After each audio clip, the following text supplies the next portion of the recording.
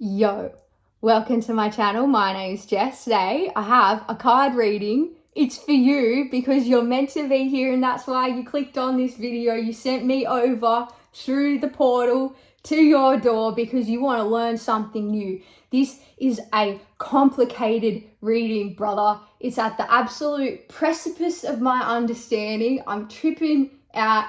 I'm sweating again, and it almost hurts. Like, it hurts. This reading hurts. There's a being, I'll call it a being. There's a massive blob of energy that wants to channel through the cards here, and it's pushing me. It's pushing me, and that's what it's all about. This energy is gonna push you. And I suppose if you want a dopamine hit, you will get one, but it's gonna take time. It's gonna take a long time, and you'll get to the manifestation benefits in this card reading. That is what I can guarantee. You know, when I read the cards, my intention is always to learn something, and there's no way you're ever gonna get a reading from me that's like your fucking soulmate is coming to your doorstep tomorrow. Do you know what I mean? Like, why would I do that? I'm trying to ascend. I want to ascend, so I'd rather bring you all with me and have a hard time in my readings, basically. So maybe it's not even a reading, you know, it's just like a video that I would almost be making for myself, but like, jump on if you're like on the vibe, you know? So today it's Sunday in Australia, and I feel like maybe this might be a bit of a theme of the Sunday, which is the reading kind of summarizes all the themes of the week, and it's longer. It's like it's a study. So there's different themes, and I'm like, yeah, I'm hurting, dude. So let's go. Heart opening is unpredictable and unpleasant sometimes, actually. I believe that the people who end up seeing my videos are probably, if I'm on this tip, you're probably on this tip, which is like, I reached a certain point in my spiritual journey where the concept of angels and love and light and saging the space and setting intentions, all of these ritual practices and positive ideas were actually a hindrance to my development. And I became more interested in an abstract approach, or emotions take a different seat, and stories. And for me, I'm at a point in my journey where synchronicities are not reliable. This might be something that you need to hear. I don't know if this is true for everyone, but I have a feeling that your synchronicities, first of all, should always be changing. You shouldn't be getting the same spirit number or animal all of the time, unless it represents some very particular person or theme for you. The whole world around you is a tarot, and you can interact with it like that. So, you know, this is why it's so funny to me that some people think that tarot is witchcraft. It can be if you as the reader intend upon that, but everything's a tarot. Anything can be a tarot. Like, I could, in place of my Rider-Waite deck of cards, I could go to the deli and get 78 different types of cheese and assign a meaning to each of those cheeses, right? I could assign the exact meanings of the 78, or I could make my own meanings up. I could assign meaning and then know that when I shuffle or I toss the cheeses in some constellation, then I can I know what they mean because I've applied, or I've set coordinates. Do you know what I mean? So I personally engage with my world as though the entire thing's a tarot. And when you live like that, the concept of synchronicity starts to change. You become very wary of your synchronicities because actually you reach a point in your development where synchronicities equally fuck with you as they do affirm what you want to understand. So you arrive in a place where the only thing you can trust is a feeling. So if you know that something's not right, the world outside of you might not give you omens. It will just be a feeling you have in your gut and in your heart, and there may be absolutely no evidence for it, and that's part of the test. And so the reason why I'm talking about this is that this reading in particular wants to encourage us to move through our world in a way that is far more flexible, dynamic, and open to change rather than reliant on a story. So I'll start by showing you these 4 cards. Here we have this Devil card, and for me, the background is representing your magic, your essence, this vibrant thing that you want to reach towards in order to fulfill what you feel to be your purpose. But it's being gatekept by this being at the front. And then we have this Hanged Man card, which, if you can see, there's 2 crosses. And this chrysalis, is that what it's called? Cocoon. The vision, I've been seeing this all week, a butterfly just breaking out of its cocoon and flapping into the sky, but the cocoon getting stuck on its tail, and so it's being weighed down by this cocoon for some time, and then the cocoon breaks off and the butterfly is like, oh fuck, what's going on? Because it's suddenly light and something feels wrong. There's something missing, or it feels unsafe because it's like, I don't know my weight. I don't recognize this weight because I held the cocoon on me for so long. And that is exactly the precipice that this reading is talking about, with heart opening, being unpredictable and uncomfortable. So for starters, you might want to consider that image for yourself and ask, if the cocoon had just fallen off my tail, what could you identify what might have been in that cocoon that you thought was safety, that presents itself as fear and discomfort, but is actually the past falling off you for the positive? It's also that feeling of like a superhero breaking into light, like in a movie scene, you know, and as the light cracks out of you, it really hurts, where something positive is happening, but it feels like pain. It presents like loss. It looks like grieving, and it might even seem wrong. And again, there may be no evidence from the outside world to suggest that what you're doing is correct, other than a feeling, because it takes time for reality to catch up to our feelings. It can take years, actually, for your matrix to catch up with all of the work you're doing, especially if you've just jumped in to the depths of your healing journey. And so now what wants to be spoken about is, why does the devil gatekeep? The word is innocence that I've got here.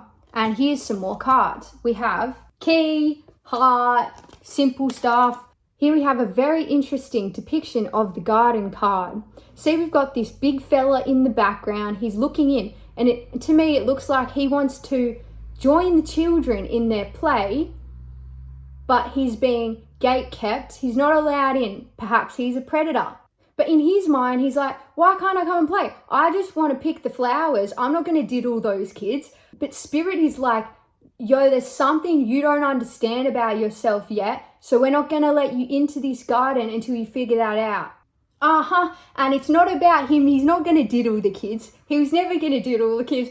What he was going to do was misunderstand them because he's too adult. He's not willing to come in and fully ride with them on their level because he hasn't entirely opened up to his innocence. And then we have this cross card, which for me right now is kind of representing fear of God, or being caught in the crossfire or the crosswind of God's intention for your path. Okay. All right, so the metaphor is, if you were surfing and you're a beginner surfer and you really want to surf the big waves with the big boys, you've got to really be honest with yourself about your level, about where you're at along the timeline. I don't mean like alternate realities timeline, I mean just like literal historical timeline, you got to ask yourself, do I have the right board? Do I know how to duck dive? Am I going to get caught up like feather in the waves and I haven't even surfed the medium ones yet? You know, if that was a genuine desire for you, you'd want to take stock of what you have and what you're missing. And that list would also probably include timing.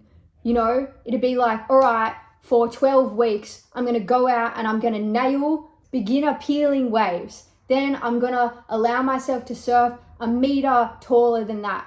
On and so forth. So in the case of my surf analogy, if you want to surf the big waves, aka your dreams, you need to take stock of your inventory and a realistic timeline of what it would require for you to safely make it in one piece to your goal. And the card that goes perfectly with this is this achievement card. As you can see, so how I'm taking this, I'm just not reading the words right now. I'm looking at this woman climbing up this ladder and she's only got her sights on this star up above.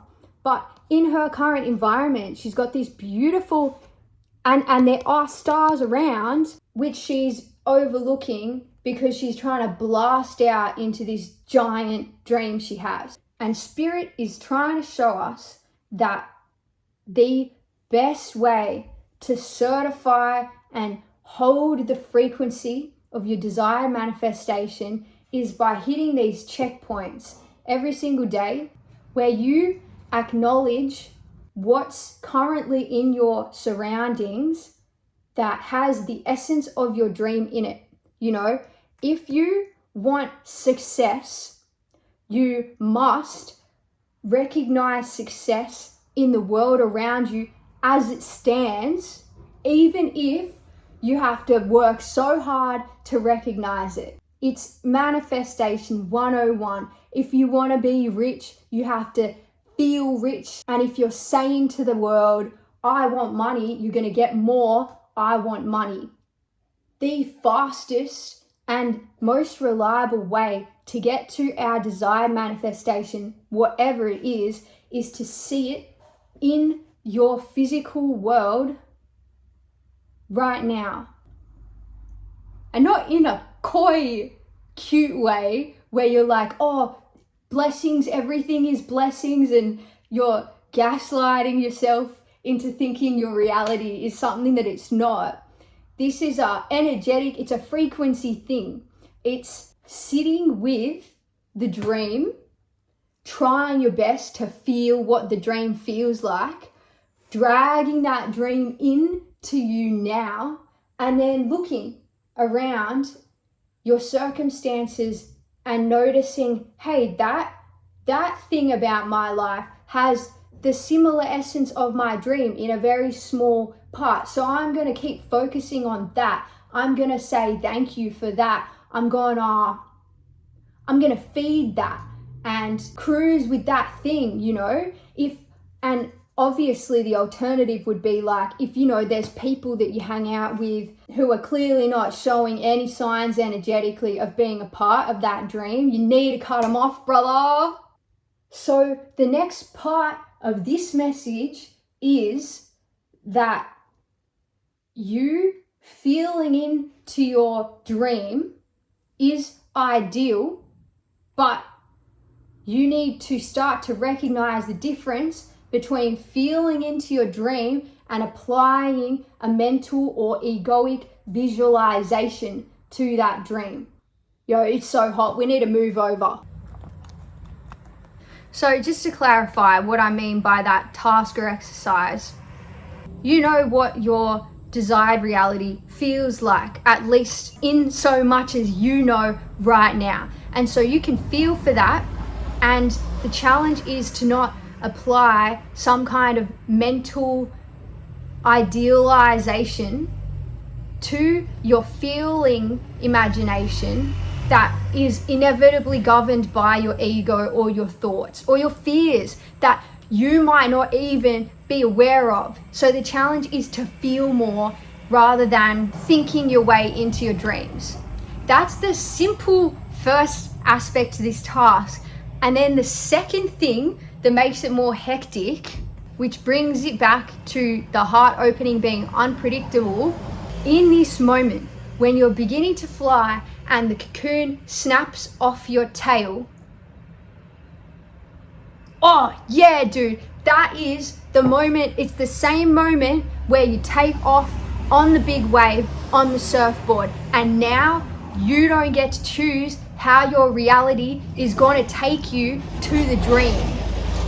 You have to let go of your conceptual idea of how this dream is going to play out. Like, if you're being specific about your manifestation in any way that is thought led and is like avoiding something emotionally, you're going to slow the process down. You're going to make it really, really painful. That the moment where the cocoon snaps off, you're going to be in the wind. You're going to be cruising on a tailwind of something that you can't see, you can't predict, and you may not have even known that this feeling existed. It's the first time you're going to feel it.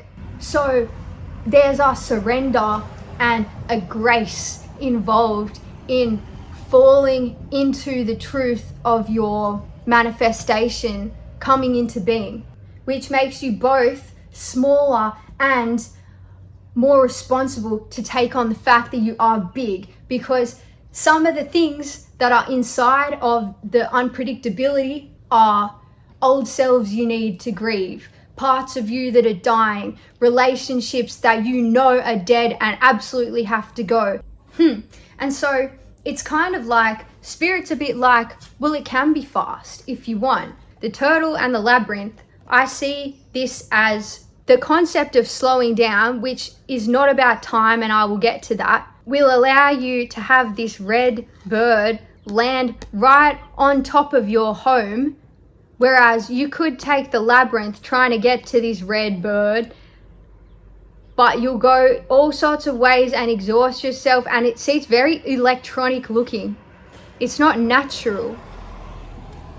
What's natural is the theme that this turtle is representing, which is realistic pace. It's the realistic list of things that you need to surf the big wave. A slightly disappointing feeling of honesty with yourself, which sometimes is your impatience. It's like, okay, I want to get to $5 million, but you know, realistically, it's going to take some time, knowing my logic. When it comes to manifestation, it's very important to appeal to your logic, to be honest with how you really operate and how your neurosis might get in the way of the process. And so if you know that you're a person that's like, I'm not going to manifest $5 million tomorrow, then you got to honor that. And that's the turtle, honoring your truth of all of these years of logic that you've built up, all of these years of calcified emotion and resistance and the relationships that need cutting. And so it's like, yes, if you can cut all of that really quick, you can make it quicker, but it's going to be painful. It's going to be hard. It's going to be heavy on the heart, and you might even make the move. You might make all these cuts, but then you get this big blow up of the echo from your choice, where a part where your psyche or your subconscious was like, oh my God, I don't think I was ready for that, or I haven't done anything like that before, so now I'm going to panic and now I'm going to second guess. You know, it can be wiser actually to write all those things down of what you know you need to do. I know I need to quit my job, but knowing myself, I'm going to freak out. So it's better for me to plan 3 months ahead, start saving little bits, and then I will quit my job. Or you know what? If you chose to do that in this example, it might be like you've planned all that out. You've said that it's going to take 3 months. You start saving, and then bang, because you made the decision to plan it out rationally like that, then the universe rewards you because you're already feeling that 3-month thing. You've made it safe in your body for that goal to play out in a way that works for you. And so then spirit is like, bang, here's inheritance or something. I've gone fishing. This is too many metaphors. I'm sorry. We're going to bring it back down. It's so hot, guys. Yes. So a key, which is so hectic to getting to your manifestation faster, is asking yourself the question, what is disappointingly true about my reality? Like, what is gonna suck about this? That I need to plan for, that I need to stop having hope that it's just gonna figure itself out? Like that friend that keeps contacting you to hang out, and you know deep in your heart that you have to end the friendship with this mate. And so you're kicking the can down the road and you keep making these weird excuses about why you can't hang out, with the hope that that spirit is just gonna like naturally sweep them out of your life, or you try to like piss them off or something so that they make the first move. And that is not gonna work. You're just gonna get more and more resistance come up in your reality. You've got to make that uncomfortable text to your mate and say, look, we've had a good run, you know?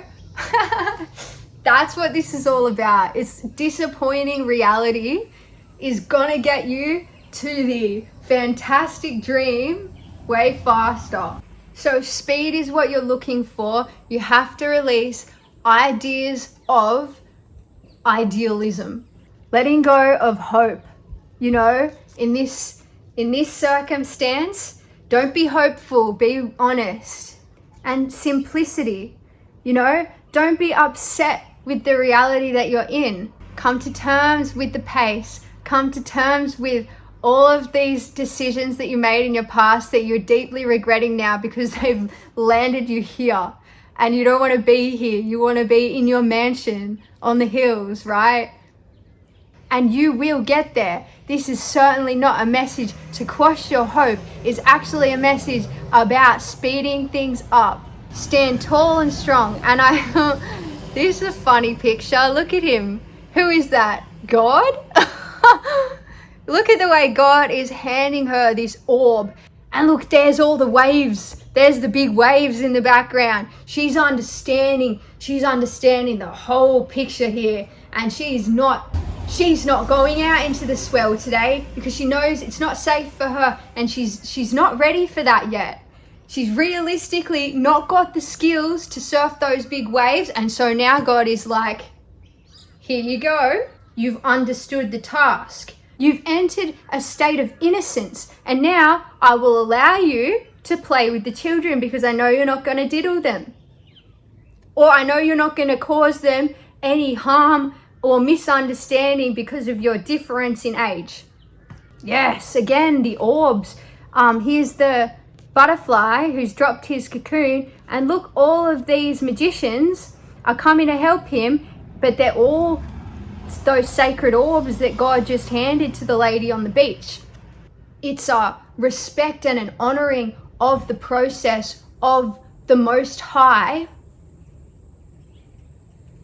to say, I know that I don't know. I know that I don't know better than you. I know that there's a path that I cannot see because I haven't experienced the frequency. So I'm going to feel my way as best I can, with nobility, with good, loving intention.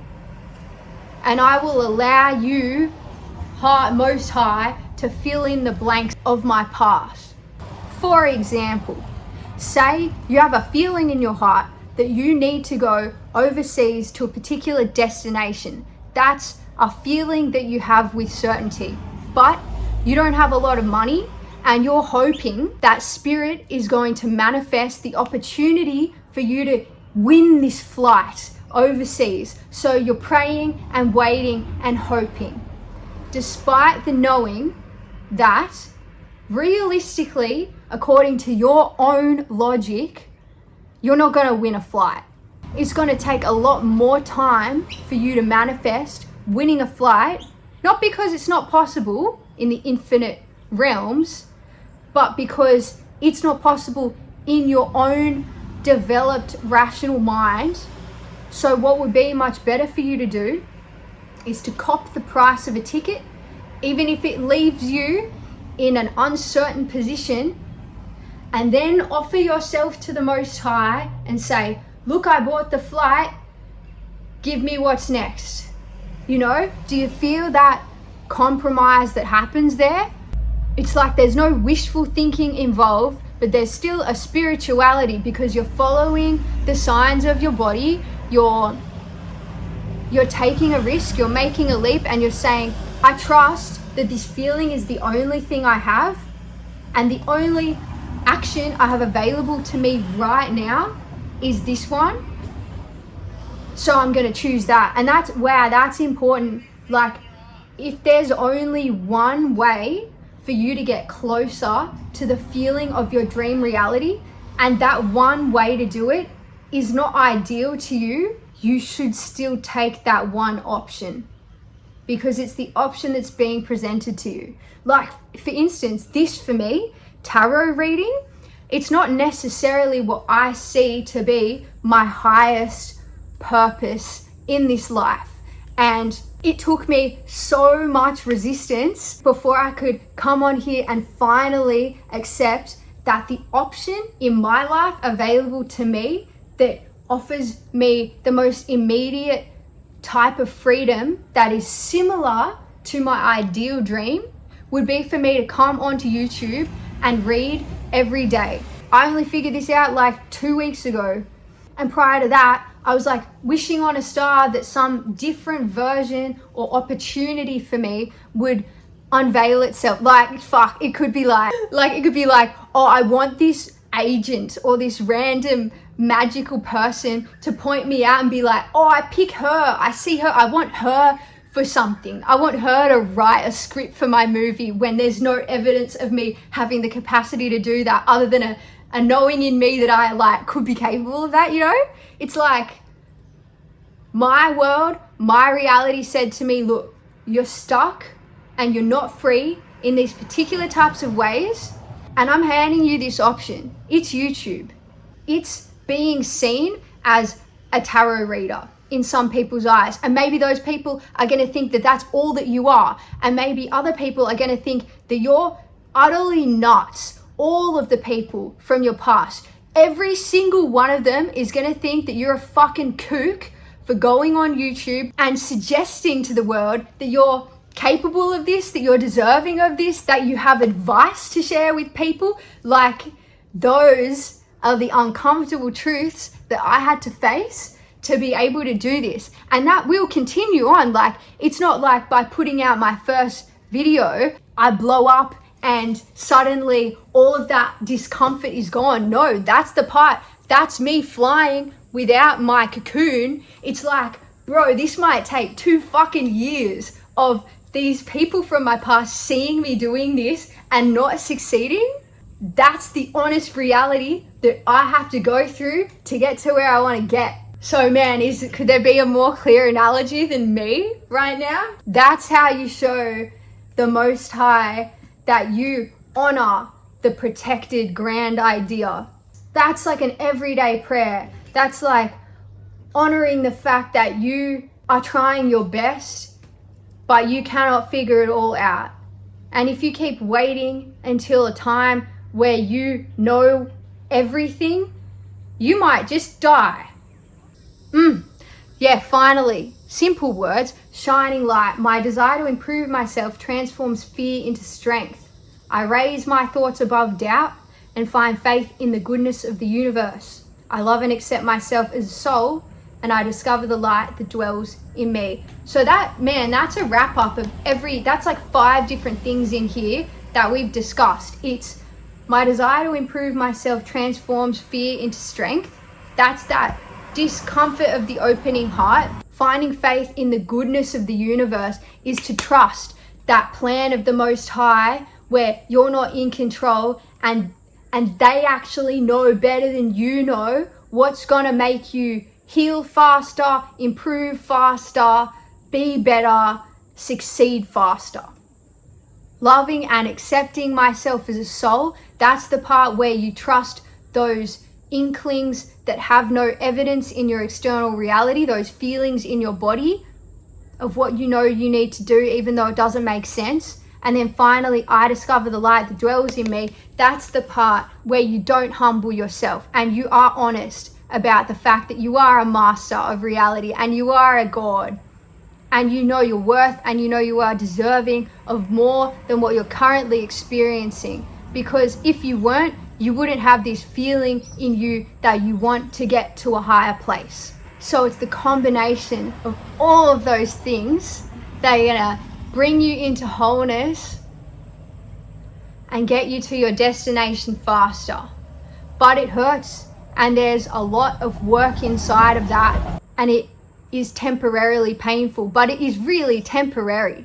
These pains that you have to go through, you might think they're so bad, you know, like texting that friend that you need to end the friendship with. You might send that text and then feel, oh, what a relief. I didn't realize that I was capable of ending that friendship and still being okay.